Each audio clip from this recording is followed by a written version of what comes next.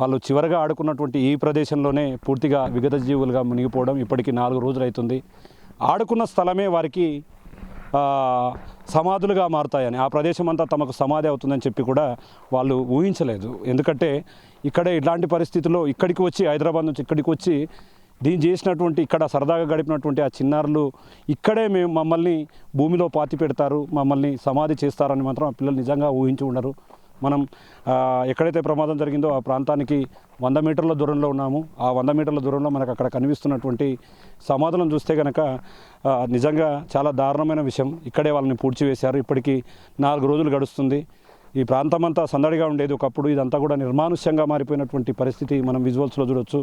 శ్రీమన్యు, అదేవిధంగా స్నేహ, మిగతా ఇంకో పాప కూడా చనిపోవడం ఇక్కడ సమాధులను చూస్తున్నాం. 3గురిని ఇక్కడే పూడ్చిపెట్టారు. ఇదంతా ఒక విషాద ఘటననే చెప్పవచ్చు. ఎందుకంటే ఆ తండ్రి పడుతున్నటువంటి నరకయాత్రను మనం వివరించలేనటువంటి పరిస్థితి.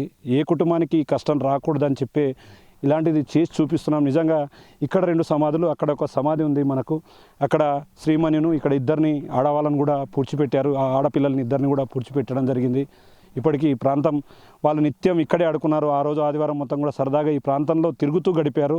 తిరిగినటువంటి ఈ ప్రాంతమే వాళ్ళకు ఈ ప్రాంతం మృత్యు ఒడిలోకి తీసుకుంటుందని చెప్పి మాత్రం వాళ్ళకి తెలియనటువంటి పరిస్థితి కనిపిస్తుంది. ఏదేమైనప్పటికీ 4 రోజులు అవుతున్నా కూడా ఉమ్మడి జిల్లాలో ఈ ఘటనను ఎవరు మర్చిపోలేకపోతున్నారు. ఏ తల్లిదండ్రికి ఇలాంటి ఘటన జరగకూడదని చెప్పి అందరూ కోరుకుంటున్నటువంటి పరిస్థితి.